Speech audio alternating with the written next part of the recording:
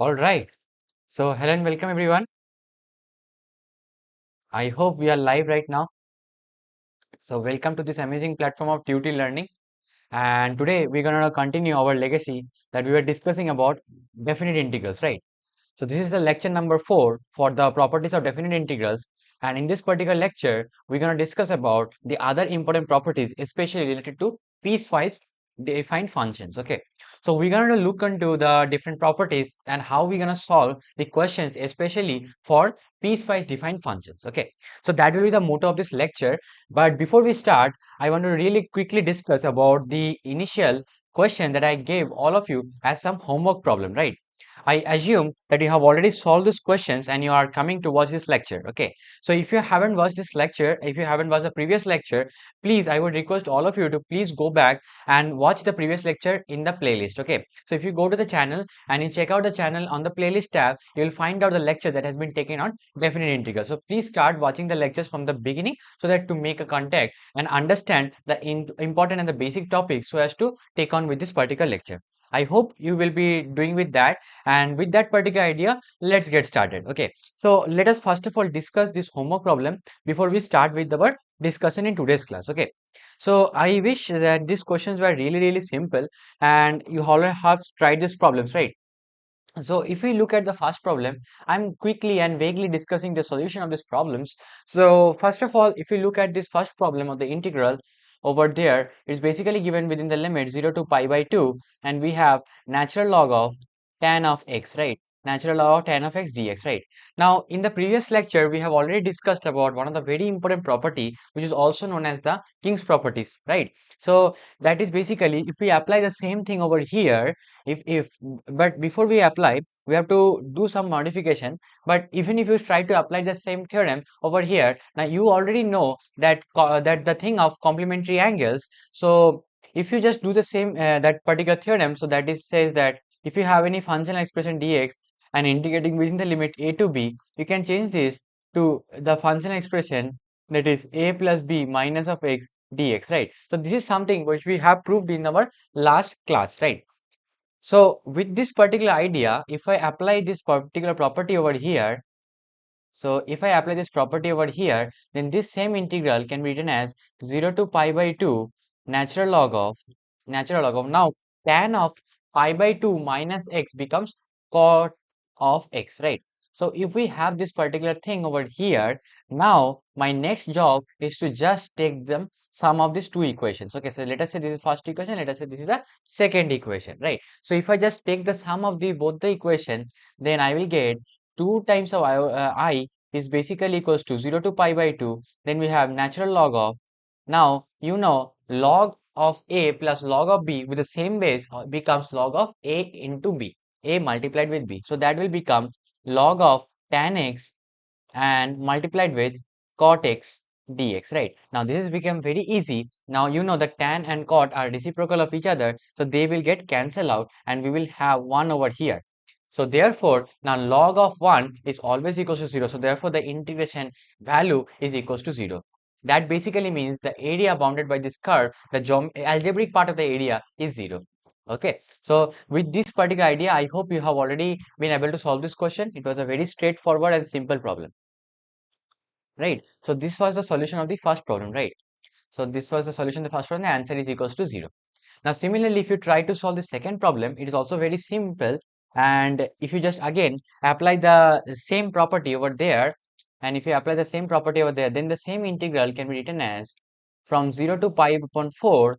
Then we can have this one as natural log of 1 plus tan of pi by 4 minus of x, tan of pi by 4 minus of x. And if I just simply expand it using the compound angle formula, if I just expand this using the compound angle formula, so therefore this particular relation will become, sorry, it is pi by 4, and this particular relation will become, so I can write this expression as, now tan of pi by, so it is 1 minus tan x divided by 1 plus tan x, right? So just simply use the compound angle formula and I will obtain this relation over here, right? Now similarly, if we just try to solve this and simplify the expression, it is going to be 0 to pi by 4, the integration, and this will become natural log of, so if I just simplify this, this will become 1 plus tan x, and this will become, so 1 plus tan x plus 1 minus tan x, so it will become 2 times of 1 plus tan x dx, right? Very simple. Now if I add both the equations, so if I say this is equation number 2 and this is my equation number 1, so from this I will get 2 times of I will be from 0 to pi by 4, and if you just add it again, it will become multiplication, and then 1 upon tan x, and this 1 upon, sorry, 1 upon 1 plus tan x, and this 1 plus tan x will get cancelled out, right? So therefore we will be left out only with natural log of 2, which is a constant, right? Which is a constant over here. And if you just simplify this expression again further, your I will be equals to half times of natural log of 2 into pi upon 4. So that will give you the answer to this question. So the answer to this question is going to be equals to pi upon 8 natural log of 2. Pi upon 8 natural log of 2. That is the answer to this question. I hope you have already tried to solve this question and you applied in this particular approach, right? So the answer to this question is going to be equals to pi upon 8 natural log of 2. Pi upon 8 natural log of 2. I hope this is clear to all of you. I assume this is all clear to all of you, right? I hope this is clear, right? Similar approach, you can also try to approach this problem, this particular problem, homework number 3. You can also try to approach the same problem in the similar manner, okay? So if you do that, again you do the transformation, you will get cos x minus sin x divided by the same thing. And then when you add it, it will get cancelled out and it will become easier to integrate, okay? Sorry. So with this particular idea, I hope you will be able to solve it, and I will let you know the answer to this problem. Okay. So the again for this problem also the answer will be equal to 0. Okay. And the last more problem, that is the fourth problem, this answer of the k value should be equal to pi upon 2. I hope if you have tried these problems on your own, you will be able to solve this, right? Very simple. Just simply apply this particular property that we have learned in our previous class, right? So with this particular thing, let's get started on our different aspects. So today we're going to be solving a bit of problems as well as some properties as well, right? And learn about the important properties too, right? So let me go through a live chat. So before we go to the next properties of application to the piecewise different function, I want to really discuss about one important property of question, that is, if you have an integral from a to b, and your integral, the integrand function is f of x divided by divided by f of x plus f of a plus b minus x dx. Whenever you see this construction of function over there, you just need to apply the simple property of the King's rule, right? So if you just simply apply that particular property over here, then your I will again become, so let us consider this is I. So I can, if I apply this over here, this will become, f of a plus b minus of x, a plus b minus of x whole divided by f of a plus b minus of x plus f of x, right? So this is our expression over here.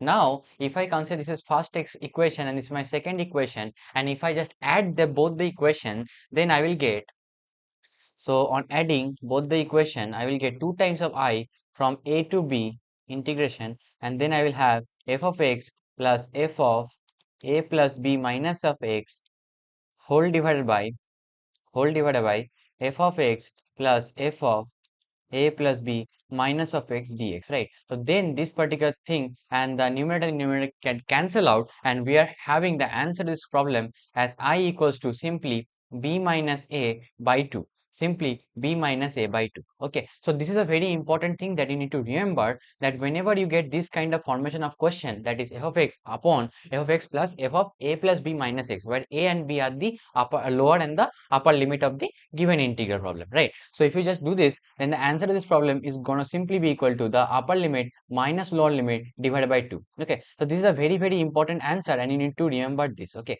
we're gonna do the questions, and in order to simplify the question and get the answer to this question really fast, you just need to apply this particular formula. Okay, it's not a formula, you can just keep it remember, or else you can always derive it, okay, as per the need arises, right?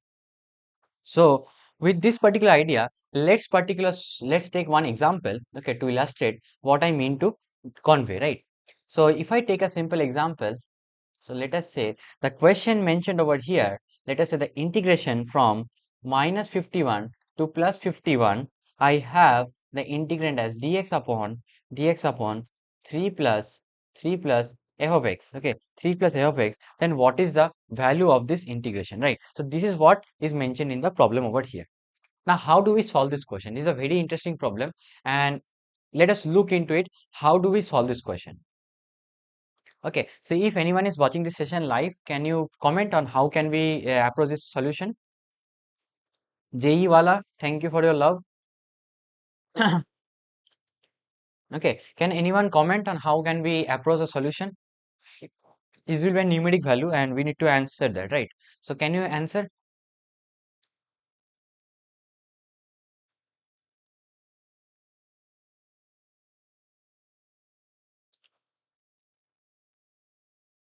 Okay, so let's see how we can proceed with this question, right? Again, whenever you're not getting anything and whenever you're having this kind of formation of questions, the very first property that should come into your mind, in especially in chapter of definite integral, is the King's rule. Okay, so first of all, let us apply that particular King's rule over here.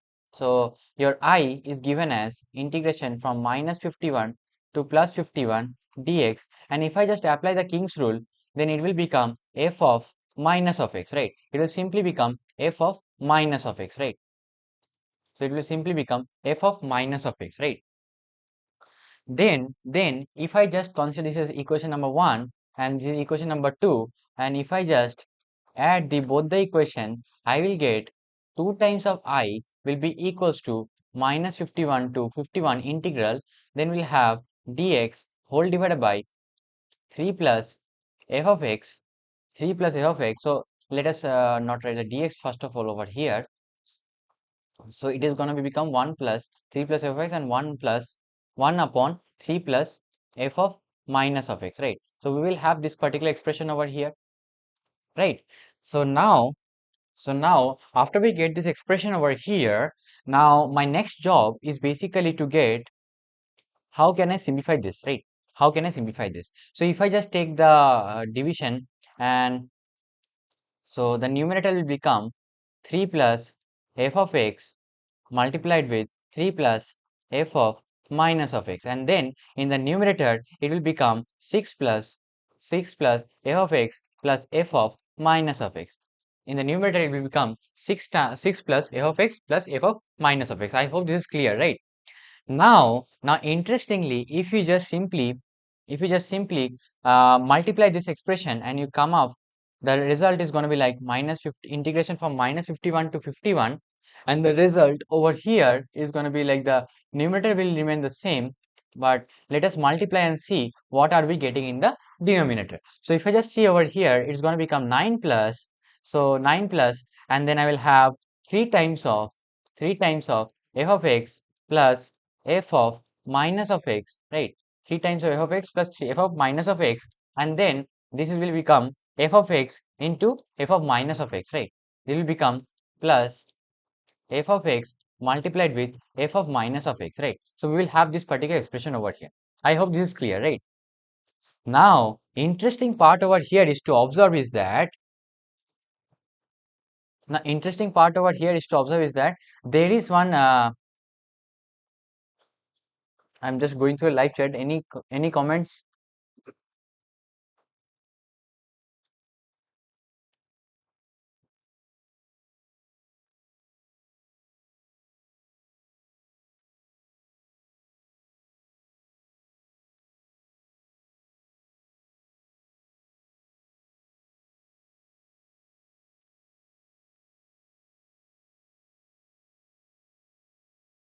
Okay, actually in the problem it was mentioned as, sorry, I forgot to mention this, okay, that in the problem it was mentioned as, in this problem, the value of f of x multiplied with f of minus of x is given as 9, okay. So this was a constant value which was already given in the problem and I forgot to give it to you all of you, right? So so with this particular thing, actually it is a part of a comprehensive based question. So I am taking one part of the comprehensive based question. So in the previous parts, you had to find out this particular result. Okay. So So later we will discuss how we can solve this comprehension based questions, but I am specifically taking up this question for the purpose of showing you how we can apply the King's rule and get the solution, right? So if I apply this value over here, this value is going to be equals to 9, and therefore this result is going to be minus 51 to plus 51 integral is going to 6 plus f of x plus f of minus of x divided by, now this will become 9 plus 9 will become 18. So if I take 3 as common, then it will be again become 6 plus f of x plus f of minus of x. So that is the interesting problem over here. Then this numerator and the denominator is going to cancel out, and we are left out with only as 1 upon 3. So we are left out only as 1 upon t. So 2 times of I will become 1 upon 3 into 51 plus 51, right? So therefore your I will become 51 upon 3. Therefore your I will become equals to simply equals to 51 upon 3. I hope this problem is clear to all of you. I hope this problem is clear to all of you. Identity. JEE wala, what do you mean by identity? Are you referring to this as identity? Actually, this is a part of the problem. Okay, this is already given in the part of the problem. Okay, so his value is constant and is given equal to 9. Okay, it is already mentioned in the problem. We just need to apply this idea, right? Is that question clear to all of you? Is this question clear? Please let me know in the live chat if this question is clear or not. Okay, so with this particular idea, we are kind of done with our especially discussing about the important properties, and let's now go to the discussing the other important properties, especially applicable to piecewise functions. Okay, so piecewise functional properties. So we will look into this particular aspect now. So let us now look into the aspect of application of application of piecewise function properties. Okay. Now, what is meant by piecewise function? I hope you already have been familiar with the piecewise functions, right?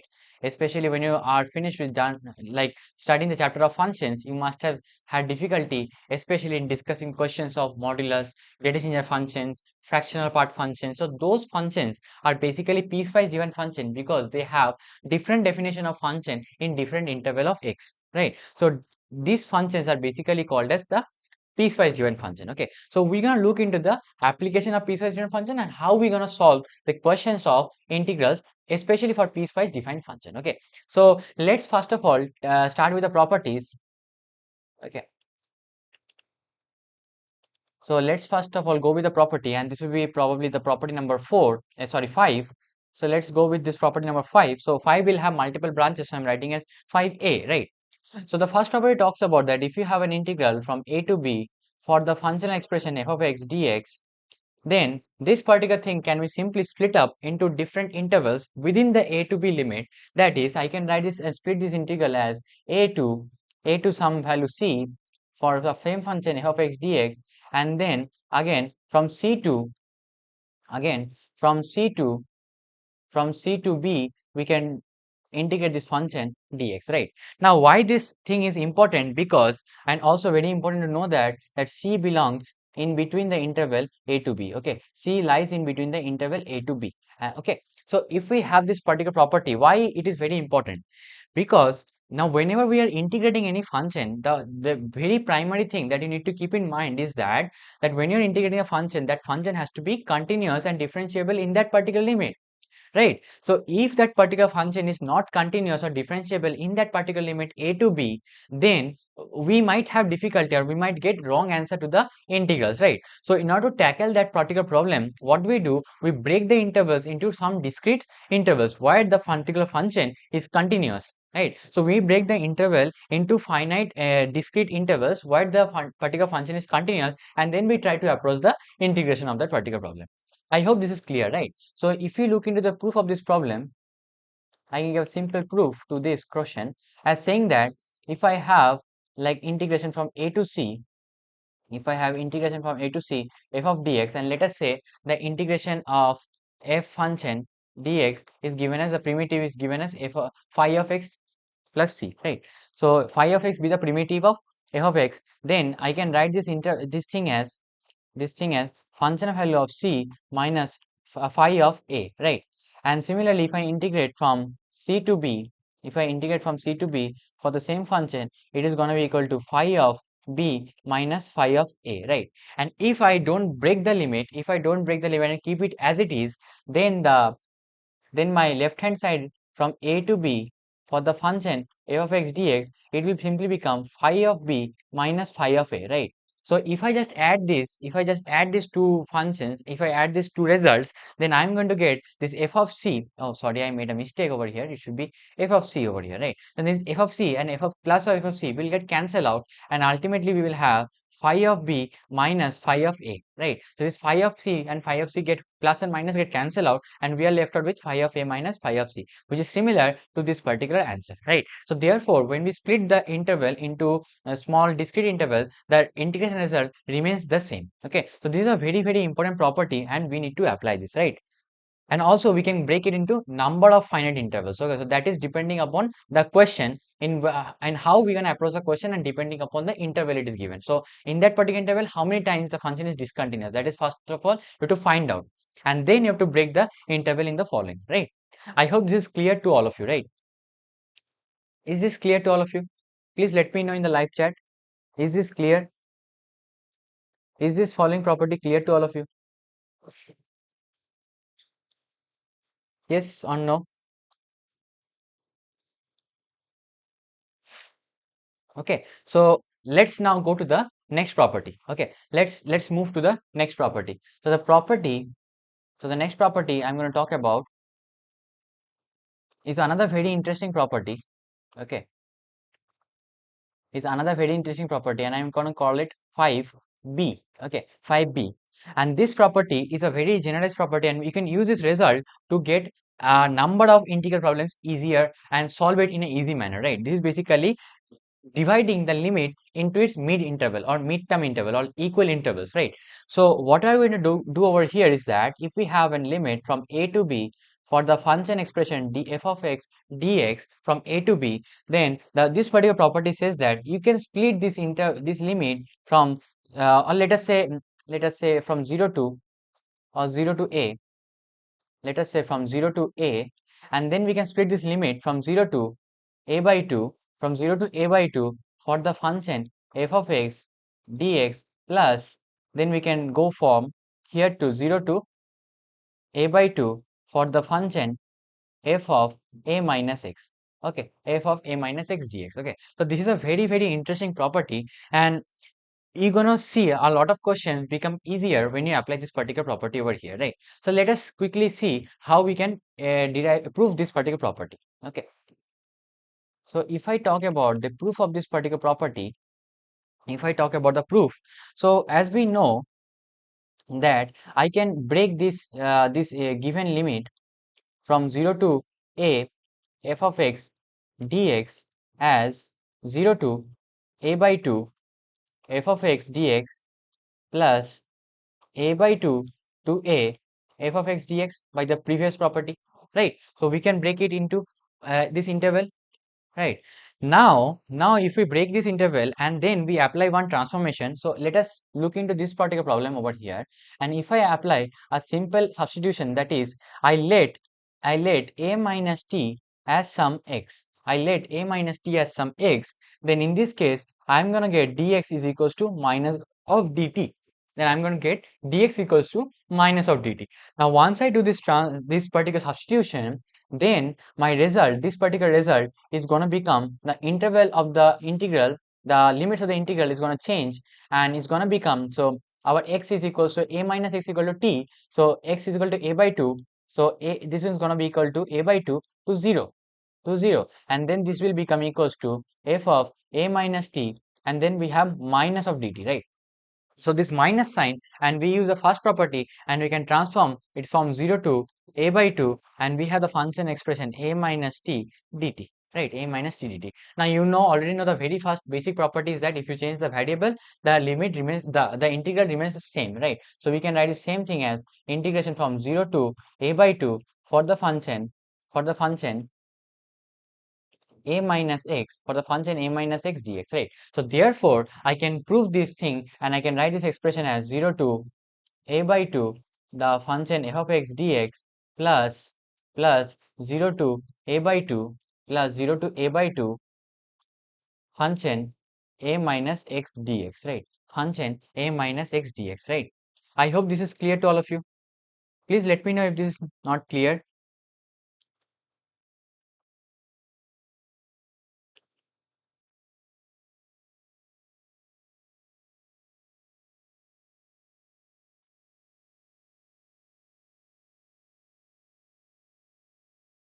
Okay, please let me know if something is not clear. So I am giving you time. I'm going through a live chat. Please let me know. Please let me know. If you have any questions, please let me know now.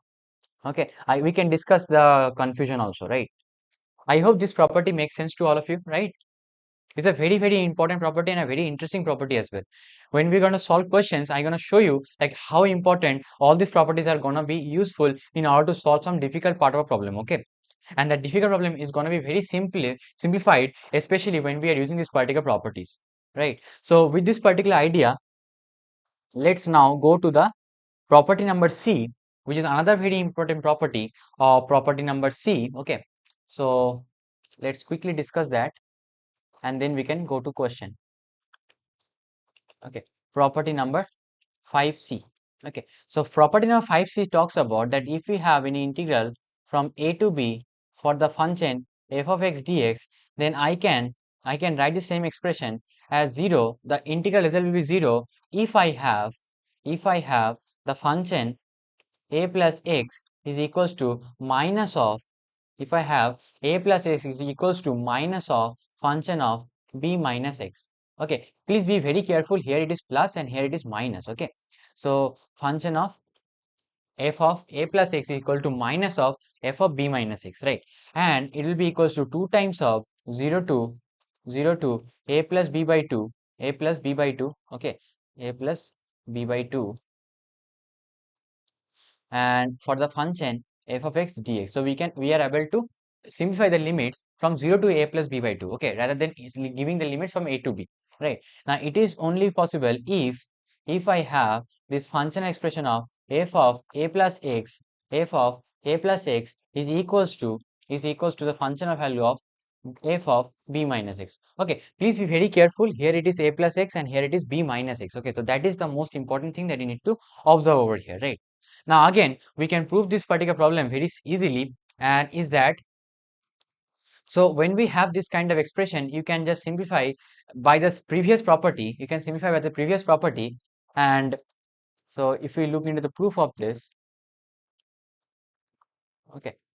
So if you look into the proof of this particular property, so if I just simply apply the first thing, that is, now what is this particular relation or condition actually means? So this relation or condition is actually meaning that this particular thing is odd symmetric. Okay, this particular thing is odd symmetric. Okay, it is having an odd symmetry. Okay, about the midpoint, about the midpoint, that is a plus b by 2. Okay, about midpoint x equals to a plus b by 2. So whenever a function is having an odd symmetry about the midpoint a plus b by 2, so for example, I can show you some simple graph of the function. Like let us say I have a graph of the function. This is my x and this is my y axis, and my function is y is equal to f of x, right? So let us say this is my interval from a to b, and this is my midpoint of the interval, that is basically a plus b upon 2. Okay, a plus b upon 2, this is my mid interval, right? Now we can have a function which may be symmetric about this mid interval, like for example a simple parabola like this, right? A simple parabola like this, which is symmetric. Okay, so this particular thing is symmetric. Okay, symmetric about this midpoint, that is a plus b by 2. Okay, so this particular function is symmetric. Now whenever we get a symmetric relation, that is for this case, okay, whenever we get a symmetric relation that is for this case, we can apply this particular thing from, instead of doing it from a to b, we can directly go from 0 to a plus b by 2, and we can get the result and multiply it by 2. Simple. Okay, simple, as simple as that, right?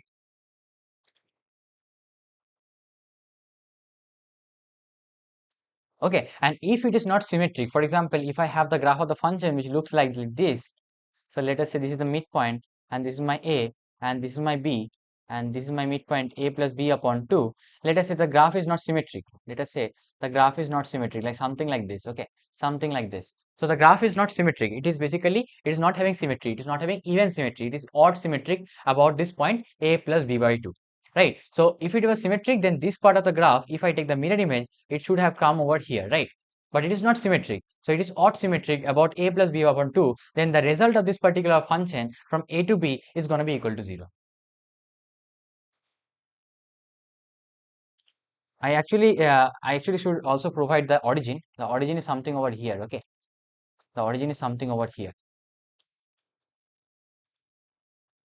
Okay, this is my origin line. Okay, so this is y is equal to x, y is equal to minus origin, and let us say this point is minus of a, and this is like plus of a. So you can see the area.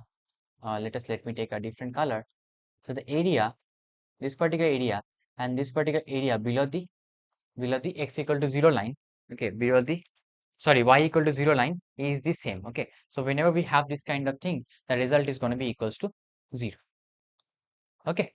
So, and similarly, if we have seen this particular questions, especially when we're talking about even and odd functions, this actual property becomes easier to, and we can also write the same property, especially for even and odd function. Let us say it is a to b f of x dx. Okay, we should first of all not go from a to b. Okay, because we need to have a symmetric limit for odd function. So let us say it is minus a to plus of a. Okay, then this result is equal to 0 if my f of x is odd function. Okay, is an odd function, and the result is 2 times of, integration from 0 to a, 0 to plus of a f of x dx if my function is an even function. Okay, so this is a very interesting property, and it is can be derived from this particular property. Okay, so I hope this is clear, right? Okay, this is a very important property. Okay, very important property, especially when you see a symmetric, even symmetry or odd symmetry about the midpoint. Okay, and especially in this kinds of limit, the midpoint is basically 0, right? X equal y is equal x equal to 0 is the midpoint of this particular limit, right? So whenever we have x equal to 0, the limit midpoint, then I can talk about the odd function and even function, right? So for odd function, the result is always equal to 0. For even function, the result is 2 times of that integral, right? I hope this question, this particular property is clear to all of you, right? I hope this property is clear. Vijay Yadav, once more, how this step come? Which this particular step? Are you talking about this particular step, Vijay?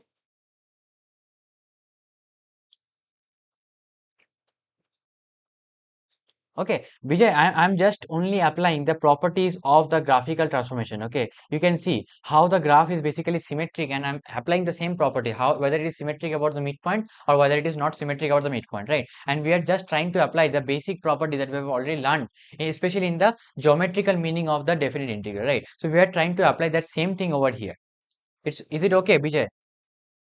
Is that clear to all of you, Vijay? Okay, so with this particular property, you're gonna see that you're gonna have to apply this particular property to different questions, and you're gonna learn from it. Okay, so with this, let me give you one problem. Okay, so let me give you one problem so that it is easier and you can learn these properties as well. So let us say this is your first problem, and please try to solve this problem as a homework problem. Okay, let us say I have a function which is again piecewise defined. It will have multiple definition. So it is x square when your x lies between 0 to 1. Okay, when your x lies between 0 to 1, and it is basically square root of x when your x lies between 1 to 2. Okay, so this is a piecewise defined function, and you have to evaluate the integral from 0 to 2 for this particular function f of x dx. Okay, so you have to evaluate this particular result for this particular function f of x dx. Okay, I hope this is clear, right? It's a very simple question, and I know you can all solve this question, right? Similar to this, I gonna show you one more problem. Okay, I hope you have taken a screenshot or maybe written down the question. Okay, the second problem that you need to try as a homework is this particular integral from 0 to 2 integration of 1 minus x mod of it. Okay, 1 minus x mod of it. Okay, that is a modulus function. Okay, so this is also a very interesting problem. So we can have multiple such problems like this. Okay, similarly try to integrate this from 0 to pi cos of x and mod of cos of x. Okay, mod of cos of x. The fourth problem, try to integrate from 0 to 2 x squared plus 2x minus of 3 and mod of that. Okay, mod of that. So please try to solve these questions and give me with the result. Okay, the fifth problem will be from minus 1 to 1, minus 1 to 1, x minus greatest integer of x minus greatest integer of x. Okay, I hope you are all familiar with the greatest integer function. If not, please go to the playlist and watch the lectures on functions. Okay, please watch the lectures on function. I have already covered functions. In the functional lectures, you will be knowing that what is greatest integer function. Okay, so this is my greatest integer function. I'm writing in short GIF, okay, or greatest integer function. I hope you know it. Okay, if you don't know it, please go back and please watch those lectures. Okay, so these are all the types of question that you can see, especially for piecewise given function, and we're gonna discuss the solution of this homo problem, especially in the next class when we're gonna meet again.